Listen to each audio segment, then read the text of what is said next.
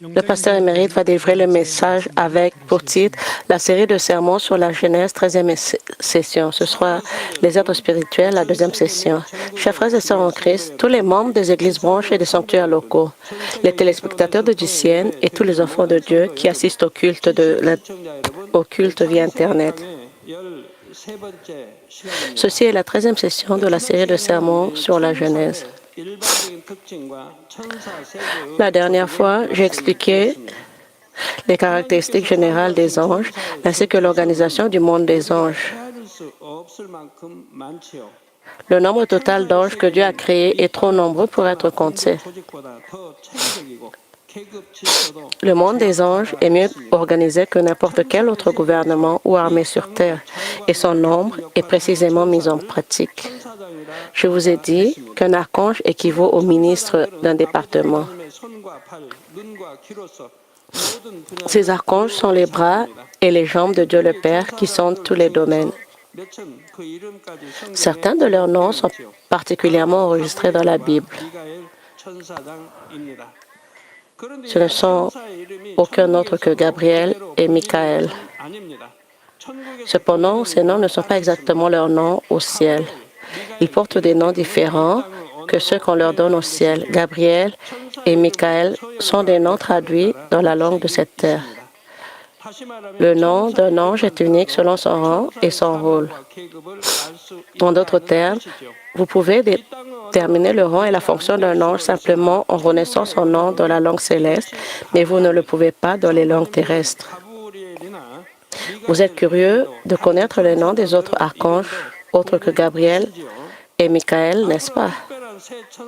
Je vais vous présenter les noms des 3 archanges importants.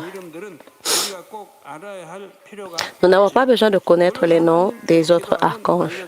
Bien sûr, Dieu nous fera connaître leurs noms si nous prions, mais nous n'avons pas besoin de le faire, n'est-ce pas? Or, quelles sont les fonctions des archanges Gabriel et Michaël? À l'époque de la monarchie, les fonctionnaires du gouvernement étaient divisés en grades civils et militaires. Les fonctionnaires militaires étaient ceux qui s'occupaient des tâches liées à l'armée et les autres fonctionnaires étaient des civils. De même, Gabriel est dans la classe des services civils et Michaël est dans les services militaires. Pour être plus précis, Michaël est le général en chef de l'armée.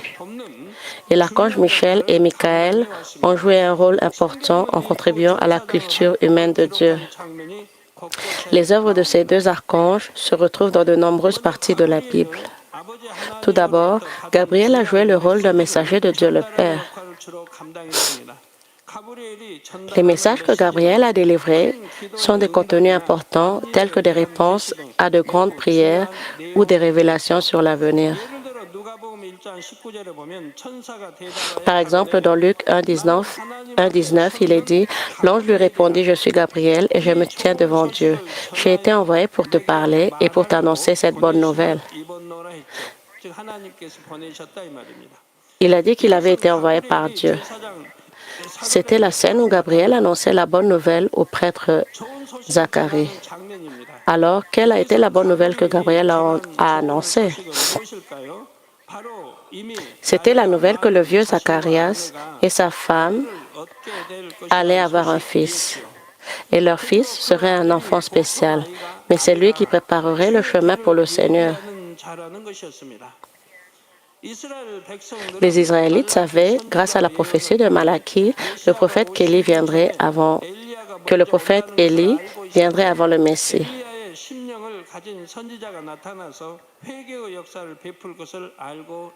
Ils savaient que le prophète qui avait le cœur d'Élie accomplirait les œuvres de repentance.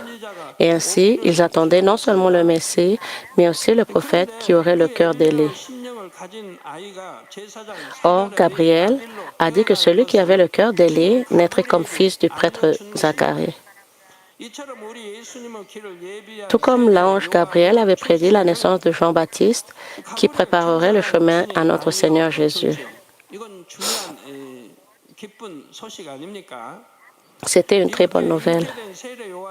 Alors que Jean-Baptiste était dans le ventre de sa mère pendant 6 mois, l'archange Gabriel est apparu à nouveau.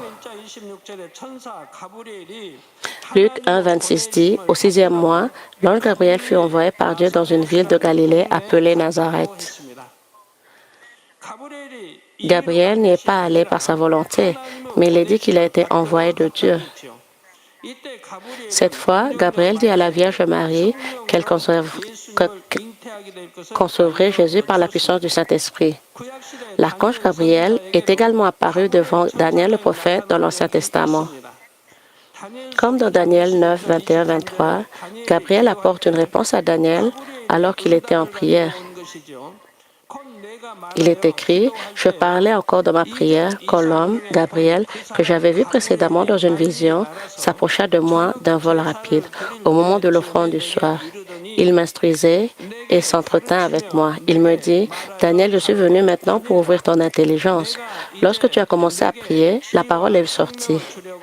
Et je viens pour te l'annoncer, car tu es un bien-aimé, sois attentif à la parole et comprends la vision. »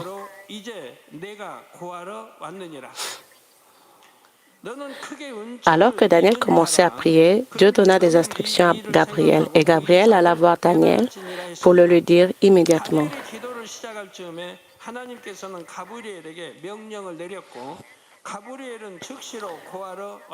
La réponse que Daniel reçut fut la révélation concernant 72 jours à la fin des temps.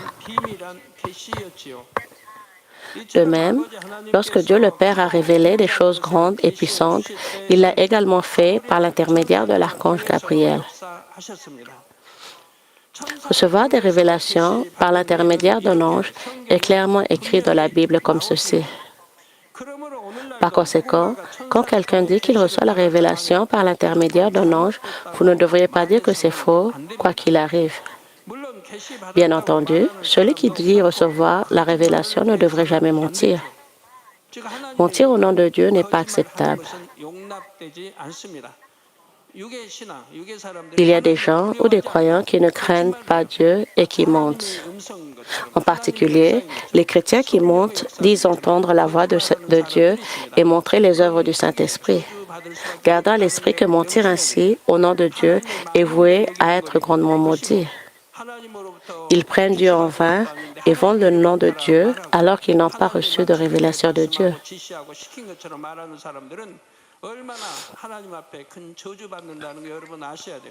Il y a un grand malheur et une grande malédiction sur ceux qui se comportent ainsi. Vous devez toujours être attentif à ne pas faire cela et ne pas abuser du nom de Dieu. Quoi qu'il en soit, Gabriel est l'archange qui reçoit des instructions importantes de Dieu et les délivre. Cependant, contrairement à Gabriel, l'archange Michael est le général commandant de l'armée céleste. Réfléchissons sur cela. Le commandant de l'armée céleste n'est-il qu'un seul, Michael? Bien sûr que non. Il y a de nombreux commandants au ciel. Les soldats avec une ou plusieurs étoiles sont appelés généraux. Combien y a-t-il de généraux avec 2, 3 ou 5 étoiles?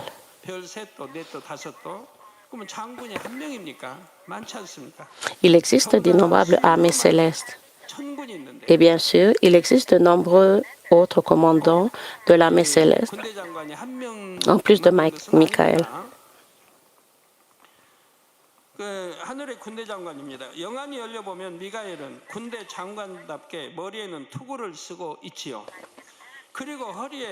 Avec des yeux spirituels, Michael porte un casque sur la tête comme un général d'armée.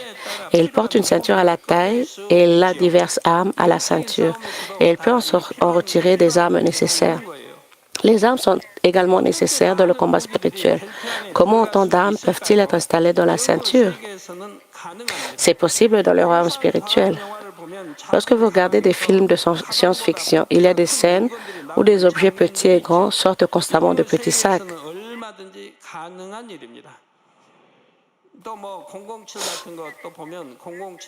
Dans le film 007, le personnage principal utilise diverses armes. Laissez-moi vous parler de certaines des activités de l'archange Michael dans la Bible. Depuis la création du monde des mauvais esprits, Michael mène une bataille contre les mauvais esprits et détruit les forces des ténèbres. Apocalypse 12, 7 à 8 parle de la guerre dans le ciel, qui est la bataille du royaume spirituel qui aura lieu pendant les 7 années de la grande tribulation.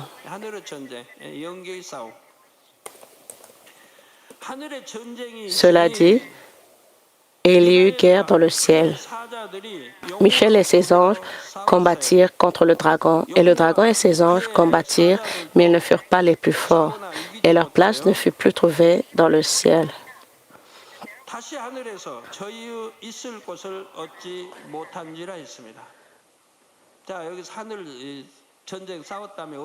Où aura-t-il la guerre dans le ciel? Ce sera au deuxième ciel où existent les mauvais esprits, parce que l'armée céleste doit chasser les mauvais esprits.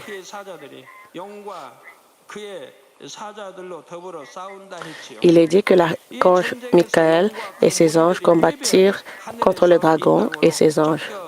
Dans cette guerre, les dragons et leurs partisans seront vaincus et chassés du ciel vers la terre. Michael apparaît également dans Daniel chapitre 10. Alors que Daniel commençait à prier pour recevoir la révélation sur le temps de la fin, Dieu envoya l'archange Gabriel qui lui donna la réponse le même jour. Cependant, Gabriel est apparu à Daniel le 21e jour. Et Gabriel a expliqué la raison comme écrit dans Daniel 10, 13 à 14. L'archange Gabriel est allé directement voir Daniel avec la réponse. Mais le royaume de Perse l'a résisté pendant 20 jours. Le verset dit que le chef du royaume de Perse avait résisté à Gabriel 21 jours. Mais voici, Michael, l'un des principaux chefs, est venu à son secours. Comme il est dit, vous pouvez voir qu'il y a d'autres commandants militaires en plus de Michael. Il est écrit que l'un d'eux, Michael, est venu à l'aide. Puis il répondit à Daniel, « Je viens maintenant pour te faire connaître ce qui doit arriver à ton peuple dans la suite des temps. » Ainsi, dans le livre de Daniel, les prophéties de la fin des temps, y compris les 7 années de tribulation, sont enregistrées.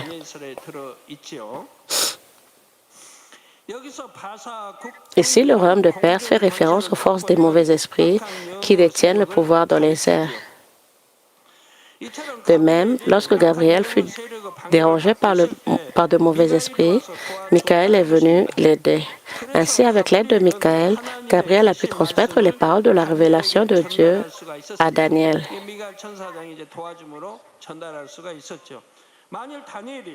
Et si Daniel avait été déçu et avait arrêté de prier avant le 21e jour, Dieu n'aurait pas envoyé Michael pour aider Gabriel, et Gabriel se serait détourné de son chemin. Cependant, Daniel a cru en Dieu et n'a pas abandonné jusqu'à ce qu'il reçoive une réponse.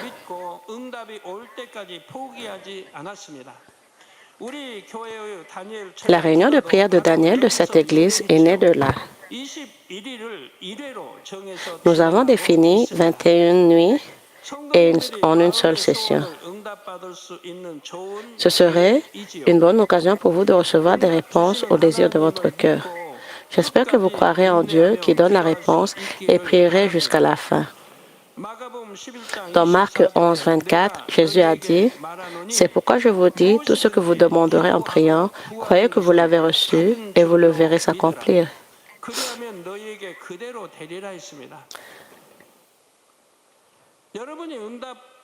Si vous croyez avoir déjà reçu la réponse et continuer dans la prière, Dieu vous envoie une aide et vous conduit sur le chemin des bénédictions. Abandonner après avoir prié pendant un jour ou deux est la preuve d'un manque de foi. Une fois que vous commencez à prier, vous priez jusqu'à ce que vous receviez une réponse. Mais plus important encore, n'abandonnez pas votre foi, même si la réponse et le résultat sont différents de ce que vous pensez.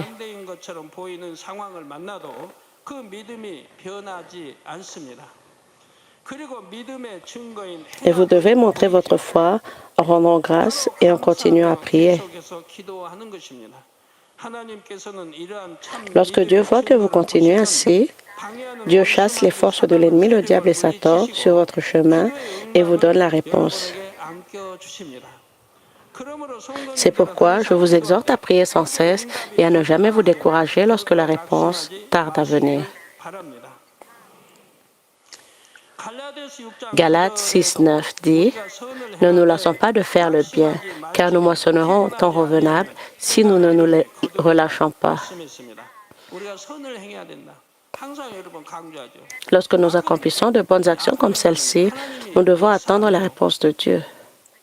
Quand vous faites le mal, Dieu ne répond pas du tout. Que signifie peu importe combien ardemment vous priez, cela est inutile si vous faites le mal. Que signifie ne nous lassons pas de faire le bien car nous moissonnerons au temps convenable si nous ne nous relâchons pas.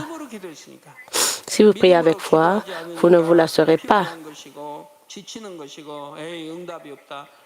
Si vous priez avec foi, vous ne ressentirez pas que cela est difficile, peu importe ce qui se passe autour de vous, parce que vous priez sans foi, vous dites « je prie, mais il n'y a pas de réponse ». Plus le problème auquel vous avez besoin de réponse est important, plus grande sera l'interférence de l'ennemi, le diable et Satan. Par conséquent, vous devriez être d'autant plus éveillé et prier. Je vous ai dit qu'il y aura un ange qui reçoit l'arôme de votre prière pendant que vous priez. Pour certains, les grands anges reçoivent l'arôme de leur prière dans un grand encensoir, mais d'autres, les petits anges reçoivent dans un petit encensoir. La différence peut résulter du genre de cœur avec lequel ils prient. Selon combien acceptable le cœur de celui qui prie est, le niveau de l'ange qui reçoit l'arôme peut varier. Le parfum de la prière est différent selon la sincérité, la foi et l'amour avec laquelle vous priez.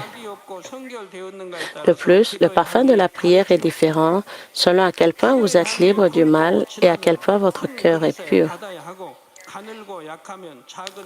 Si l'arôme de la prière est épais, il faut le recevoir dans un grand bol. S'il est fin, il doit être reçu dans un petit bol. Par conséquent, je prie au nom du Seigneur pour que vous puissiez faire une prière appropriée qui soit acceptable par Dieu au cours de cette année et recevoir de nombreuses réponses. Chers frères et sœurs en Christ, je vais parler de l'archange qui est à la charge de la construction. Cet archange gère la construction des maisons dans les cieux. En ce moment, d'innombrables anges construisent diligemment des maisons pour les enfants de Dieu qui entrent au ciel.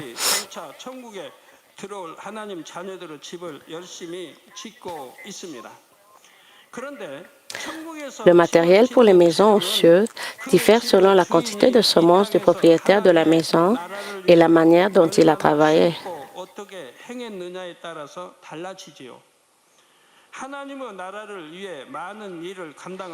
Plus vous faites et glorifiez le royaume de Dieu, plus vous accumulerez de récompenses célestes.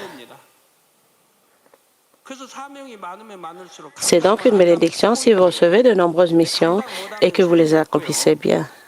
Cependant, si vous recevez beaucoup de missions et ne parvenez pas à les accomplir, cela ne vous sera d'aucune utilité. Comme le Seigneur l'a dit dans la Bible, lorsque celui qui avait reçu un talent ne parvenait pas à remplir sa mission, le maître l'enlevait et le donnait non pas à celui qui avait 4 talents, mais à celui qui en avait 10. De cette façon, vous voyez que la mission est confiée à quelqu'un qui peut en gérer davantage.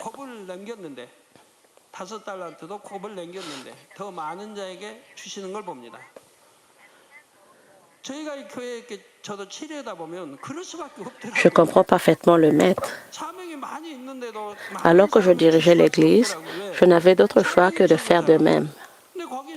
Même si l'ouvrier fidèle a déjà de nombreuses missions, je finis par lui demander d'en faire davantage. En effet, les ouvriers qui reçoivent de nombreuses missions sont plus fidèles car leur foi est suffisante pour accomplir plus de fonctions.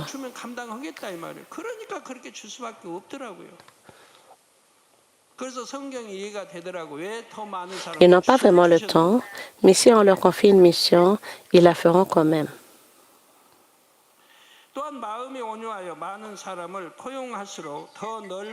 De plus il est doux dans la tolérance envers les autres, plus sa terre s'agrandit. Sa maison peut alors être plus grande et meilleure. Il faudra donc davantage d'anges pour construire une telle maison. Dieu le Père et le Seigneur savent très bien comment une âme grandira dans le futur. C'est pourquoi ils conçoivent et construisent leur maison en conséquence. Il sait quel sera le devenir futur de cette âme et planifie en conséquence. Et selon son niveau de fidélité sur terre, ses récompenses seront remplies dans sa maison.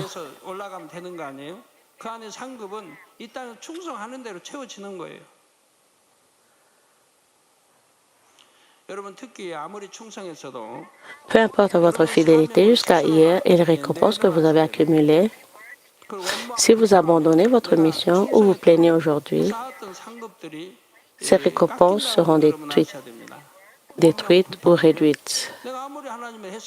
Peu importe à quel point vous servez Dieu et soyez loyal, si vous le faites en vous plaignant ou en vous sentant mal à l'aise, votre loyauté ne sera pas du tout récompensée.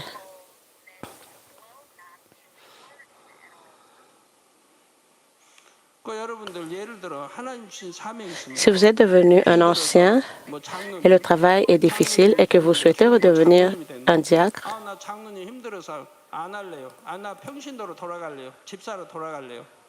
ou si vous souhaitez redevenir un croyant ordinaire, que se passe-t-il alors? Un immense mur s'élève entre Dieu et vous. Vous avez déjà été oint et scellé comme ancien.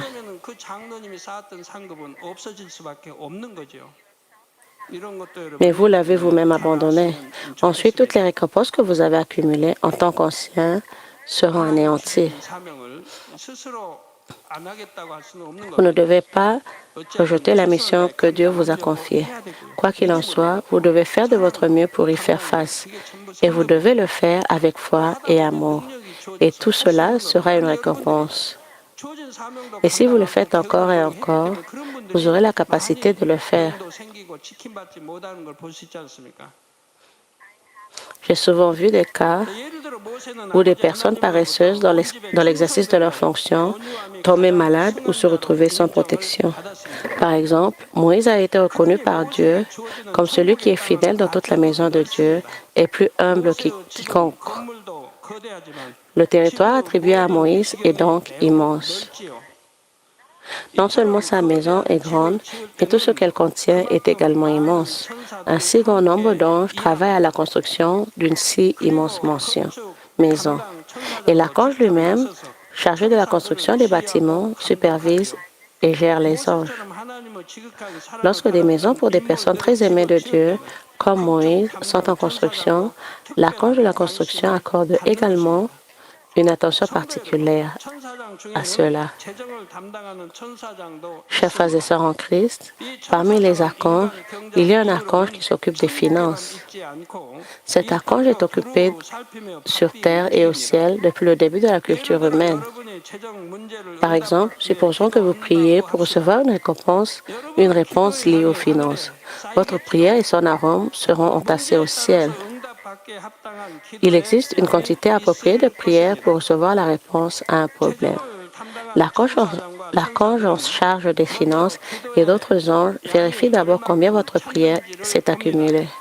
De plus, puisque c'est la loi spirituelle que vous récoltez ce que vous semez, ils voient aussi combien vous avez semé financièrement.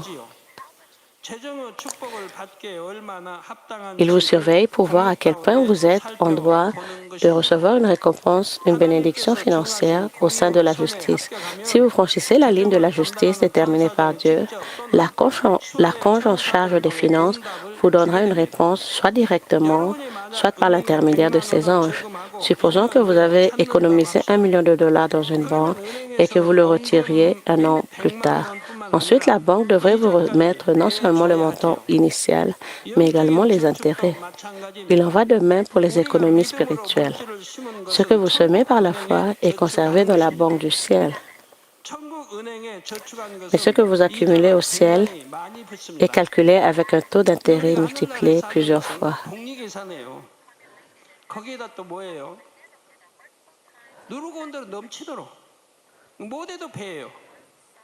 Vous l'avez vu une fois au ciel, il débordera jusqu'à ce qu'il déborde. Et ce sera 30 fois, 60 fois et 100 fois le taux d'intérêt qui sera ajouté. J'ai déjà expliqué au sujet des 30, 60, 100 fois plus. Au moins, votre accumulation dans le ciel augmentera 2 fois, ce qui signifie déborder jusqu'à ce que cela se répande. Par conséquent, cela signifie que l'avantage du taux d'intérêt est bien plus important si vous l'accumulez au ciel. Luc 6,38 dit, « Donnez, il vous sera donné. On versera dans votre sein une bonne mesure, pressée, serrée, secouée et qui déborde, car on vous mesurera par la foi dont vous serez servi. » Dans les zones rurales, lorsque l'on met du riz ou du blé dans un sac, le secouer crée de l'espace pour en ajouter un peu plus. Même lorsque le sac est secoué encore une fois, plus d'espace est créé et vous pouvez à nouveau ajouter plus de riz ou de farine. En fin de compte, cette opération est répétée de manière à pouvoir ajouter près de 2 fois plus de riz ou de blé dans le sac.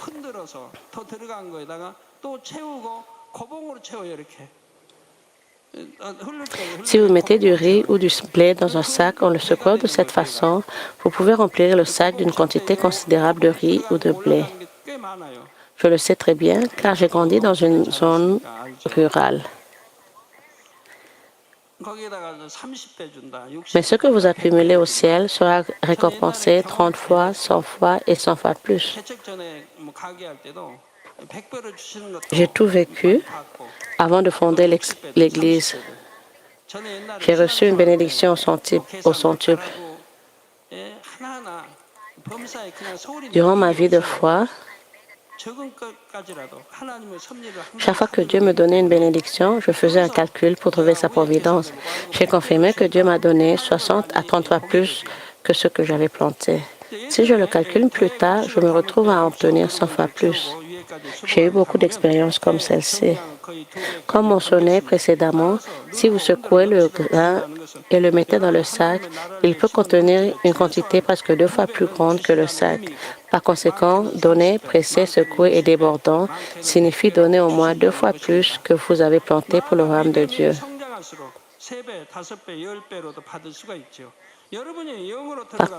De plus, à mesure que votre foi grandit, vous pouvez en recevoir 3, 5 ou 10 fois plus. Lorsque vous atteignez la sanctification, vous pouvez recevoir 30 à 60 fois plus que ce que vous avez semé. Et si vous avez atteint la parfaite sanctification, vous pouvez recevoir 100 fois plus. Par conséquent, si vous êtes vraiment sage, vous n'amasserez pas votre trésor sur terre, mais dans la banque du ciel. Si vous emmagasinez des trésors sur terre, vous risquez de les perdre ou ils périront en ruine. Et si vous les emmagasinez au ciel, ils ne seront pas attaqués par les mythes, la rouille ou les voleurs. Et vous pouvez les demander et les recevoir de Dieu exactement comme vous en avez besoin. Tout comme une banque doit vous donner de l'argent lorsque vous demandez ce que vous avez économisé dans cette banque, Dieu vous donnera ce que vous avez emmagasiné au ciel lorsque vous le demandez.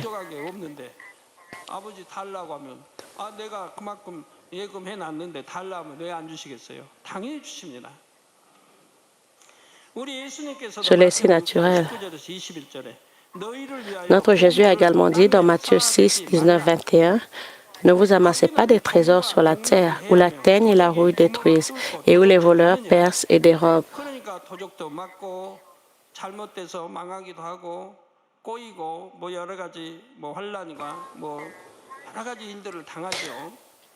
Les choses sur cette terre ne sont pas sûres. Les choses tournent parfois mal. Il y a des difficultés, de la douleur. Si vous êtes blessé ou malade, les frais d'intervention chirurgicale sont élevés et des accidents de la route inattendus peuvent survenir.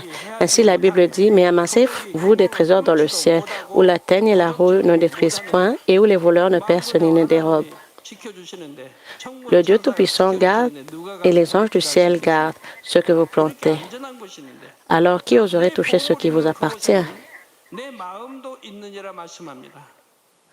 La Bible dit aussi, car là où est ton trésor, là aussi sera ton cœur. Cela n'est possible qu'avec la foi et l'amour. Vous ne pouvez pas non plus donner ce qui est dans votre cœur au Seigneur pour l'Église sans foi et amour. Lorsque vous soumettez une facture à la banque du ciel par la prière, l'archange en charge des finances n'a d'autre choix que de payer la facture. Il enverra un ange de bas rang pour répondre aux petites questions et un des leaders des anges pour répondre aux grandes. C'est pourquoi d'innombrables anges travaillent à la construction du grand sanctuaire, l'un des sujets de prière de notre Église. Aux côtés de l'archange en charge des finances, d'innombrables anges se rassemblent pour accomplir ce travail. L'archange avec d'autres anges seront aux quatre coins du monde pour préparer le grand sanctuaire. Une fois la construction réellement commencée, encore plus d'anges seront à l'œuvre. Nous avons longtemps prié pour la construction du grand sanctuaire et semé toutes nos forces. Au moment opportun, nos prières et le matériel déposé se transformeront en réponse. Certains recevront la mesure pressée, secouée et débordée, d'autres 30, 60 ou 100 fois plus. De même, les anges travaillent précisément selon l'ordre établi par Dieu et s'acquittent fidèlement de leurs fonctions.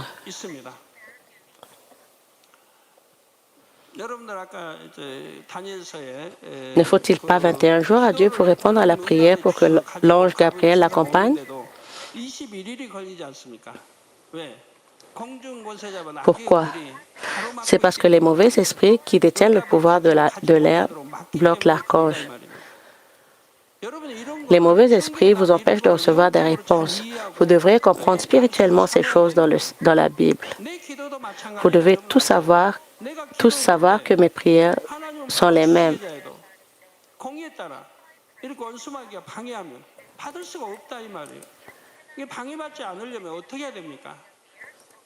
Même si j'ai prié et que Dieu veut me le donner tout de suite, vous ne pouvez pas le recevoir si l'ennemi, le diable, interfère selon la justice. Comment éviter d'être dérangé? Vous devez vivre dans la parole de la vérité et de la lumière. Cela signifie que vos prières doivent être protégées, que le parfum de vos prières peut s'élever et que vous n'êtes pas interrompu. Cela signifie que les prières que vous faites en commettant des péchés seront forcément interrompues. Cela signifie que vous devez prier avec foi jusqu'à la fin et ainsi briser et écraser les forces qui vous gênent. Votre prière doit être sans péché et sans défaut et doit être une prière de foi et d'amour afin qu'elle parvienne à Dieu sans entrave. Chers frères et sœurs en Christ, maintenant permettez-moi de présenter trois archanges qui sont directement sous Dieu, la Trinité. Dieu a créé trois archanges spéciaux qui serviraient et exercer le mystère de Dieu au plus près tout en partageant l'amour ensemble. Je vous ai dit dans la dernière session que les anges se répartissent en deux catégories qui ont une forme et des caractères masculines ou féminines. Les archanges Gabriel et Michael ont les images d'un homme. En revanche, les trois archanges ont été créés à l'image féminine. Ceux qui ont les yeux spirituels ouverts sont émerveillés par la beauté même des anges ordinaires. Combien plus beaux sont les archanges qui servent Dieu le plus près de lui. Dieu a créé ces trois archanges les plus beaux parmi tous les anges.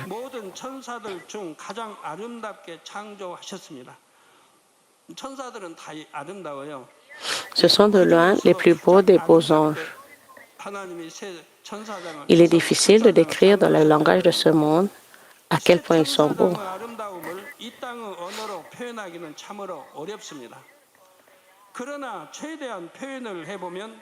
Leurs yeux brillent magnifiquement et sont plus beaux que n'importe quel joyau de la terre. Leurs visages et leurs corps sont parfaits et lisses, comme si un sculpteur célèbre les avait réalisés.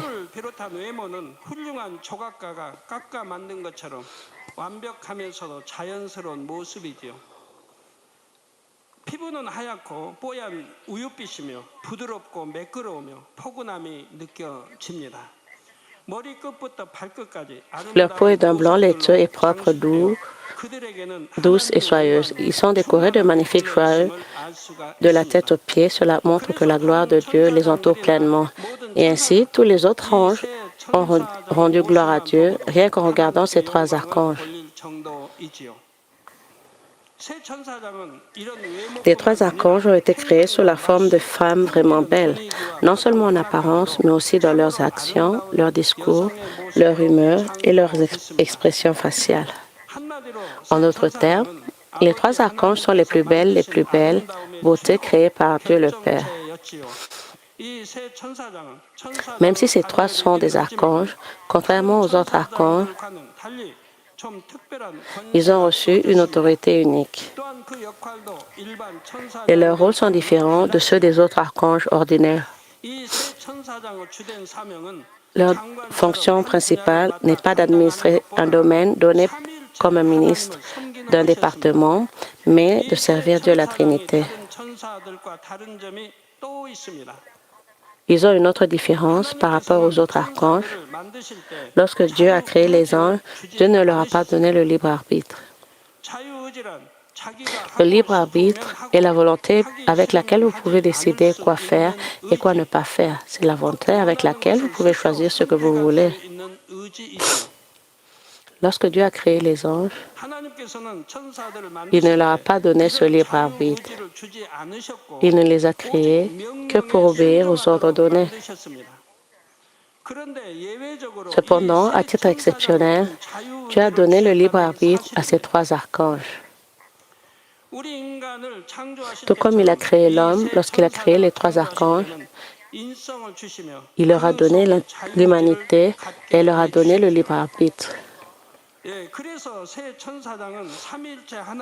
Ces trois archanges ne sont donc pas des êtres qui obéissent inconditionnellement aux ordres de Dieu la Trinité.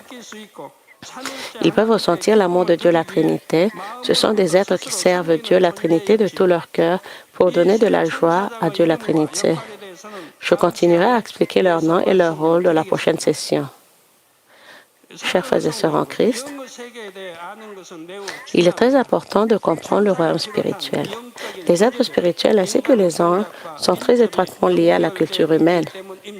De plus, l'histoire des anges et du royaume spirituel n'est pas une fiction créée mystiquement. Il existe vraiment. L'endroit où nous irons et vivrons éternellement est aussi un royaume spirituel.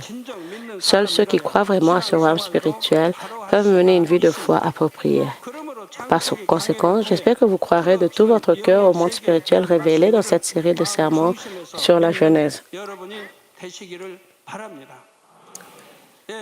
Alors, je prie au nom du Seigneur pour que vous deveniez parfaits chaque jour en tant que véritable enfant spirituel de Dieu qui est Esprit.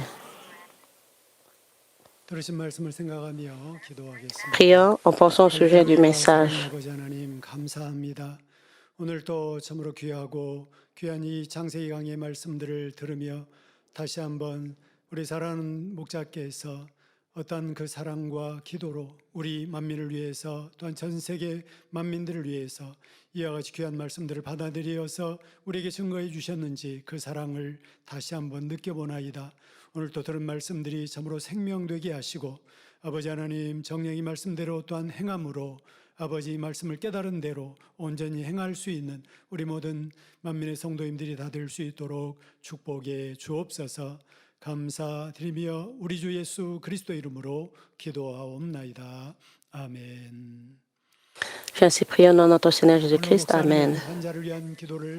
Comme nous recevons la prière du pasteur émérite pour les malades et pour vos réponses, posez vos mains sur vos parties malades et si vous n'êtes pas malade, posez vos mains sur votre torse pour recevoir la réponse avec foi. Alléluia, le Dieu Tout-Puissant d'amour.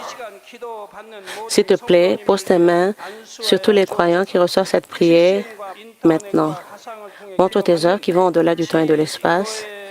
Sur ceux qui reçoivent cette prière au travers de GCN, Internet et satellites, dans les églises, branches, les sanctuaires locaux et tous les enfants de Dieu partout dans le monde. Donne-leur la foi de croire du fin fond de leur cœur, chasse les pensées négatives et les doutes, tous les tests, épreuves, de la tête aux pieds, toutes les maladies, joints, nerfs, tissus et cellules, partout les parties malades pourraient être brûlées par le feu du Saint-Esprit et la lumière originelle. Au nom du Seigneur Jésus-Christ, je commande l'ennemi, le diable et Satan, toutes les maladies, germes et virus et infirmités disparaissaient, que la lumière soit. S'il te plaît, brûle toutes leurs parties malades et maladies avec le feu du Saint-Esprit. Chasse toute maladie endémique, y compris la malaria, le paludisme, toute maladie infectieuse, y compris la grippe, la fièvre disparaissait. Protège-les de tout genre de germes et virus. Guéris-les de tout cancer de l'estomac, du poumon, des seins, de l'intestin, sida, leucémie, apoplexie cérébrale, hypertension, diabète, problème de thyroïde, problème de poumon, maladie de femme et toute inflammation disparaissait. Guéris-les de la polio, de l'arthrite, disque hernial, maux de dos, maux de tête, neuralgie et toute autre douleur disparaissait. Épilepsie, arthrite, dépression, neuralgie et d'autres maladies mentales disparaissaient. Tout genre de paralysie, soyez déliés, levez-vous, marchez et sautez.